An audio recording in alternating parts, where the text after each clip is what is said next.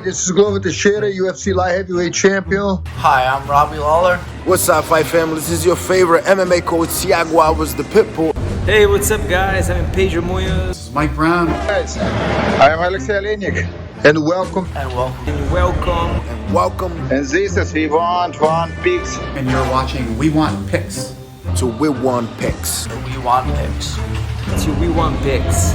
To We Want Picks. Hi everybody from American DraftKings.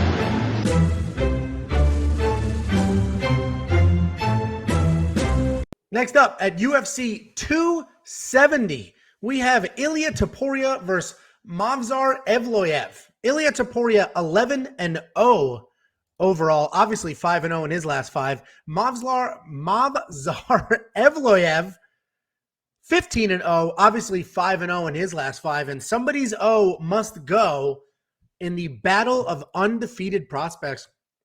Movsar Evloev is a fantastic chain wrestler. He averages an insane 4 takedowns per fight with a very low accuracy of 47%. And I've mentioned this before. When you see a lot of takedowns, but a very low takedown percentage, that tells you that the fighter's a chain wrestler. They're constantly moving from one takedown to another because the stats will just imply that he takes a shot, misses it, takes a second shot, and sometimes gets that one. But that's not what's happening. It's one single entry, one single shot, and from there transitioning to the hips, back to the legs, around the front. And it honestly is control that entire time, dictating the pace that entire time.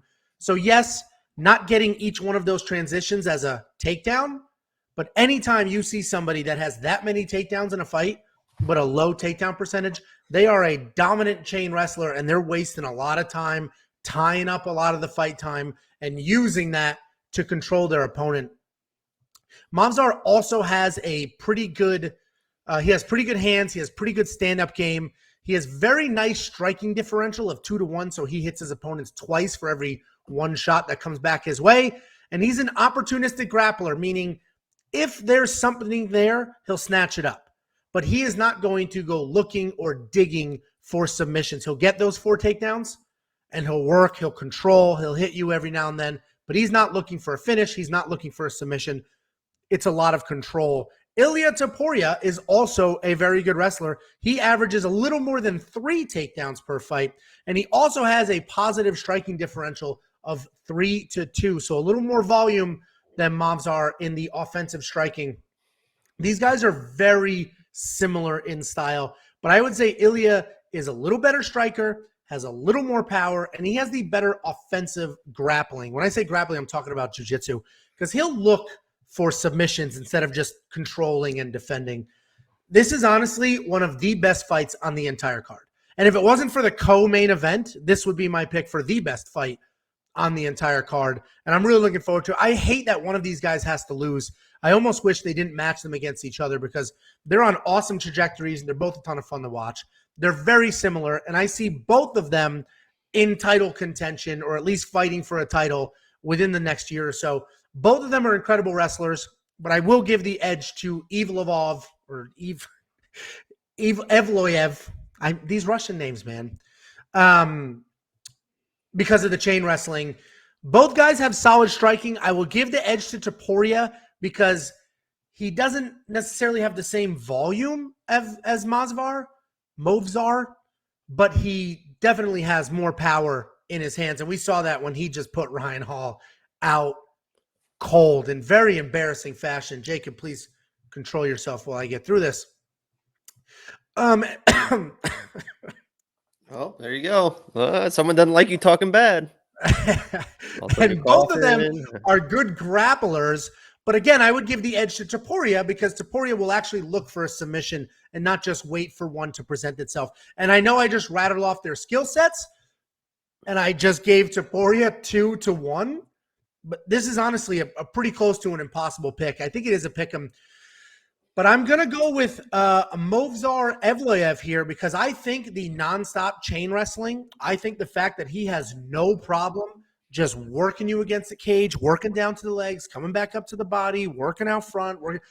I think he will take away any distance and any opportunity that Ilia has to get off, that Ilia has to shoot takedowns, to throw hands.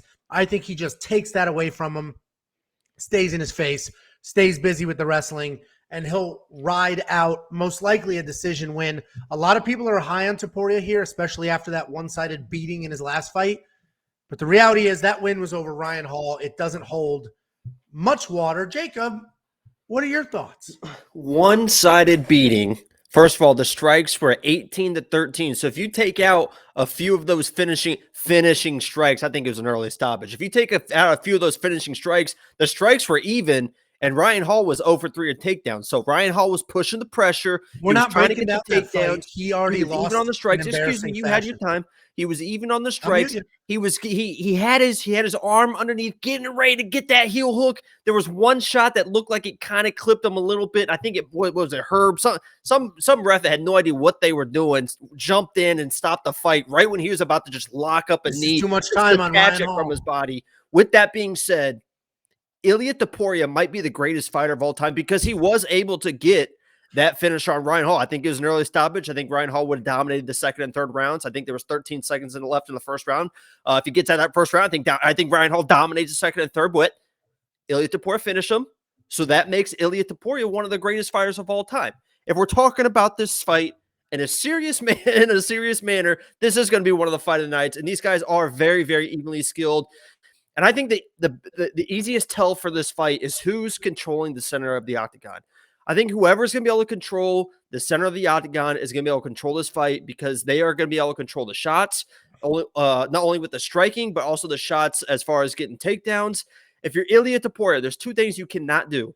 I don't think you can be on your back foot because if you get up against the cage, Evloev is going to be all over you. Like you said, his chain wrestling is insane. A lot of times when people are wrestling, they'll go in for a shot, they'll get on somebody's hips, and they'll just kind of wait there and wait for that person to make a move. And you'll hear kind of DC or Felder kind of walking through what they should do next, right? They need to drop to a single. They need to do this. The inside trip's there. Evloev is not one of those guys. He's one of those guys that just boom, boom, boom, boom. You don't have time to think. If you cannot scramble or react, you're going to get dominated. I think Topuria can scramble, and I think he can react. The biggest thing he cannot do, because he is very, very good in his jiu-jitsu.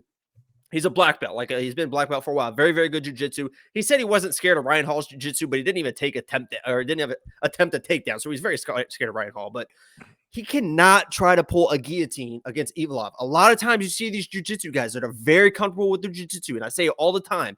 If Evloev is taking a shot and you try and pull a guillotine, Evloev, you're not going to submit him with the guillotine. Now watch him get submitted, but you're probably not going to submit him with the guillotine. And he's just going to be able to get you to the ground, and that's when he's just going to control you. And his wrestling is so dominant that your jiu-jitsu, if you're in that position, doesn't matter.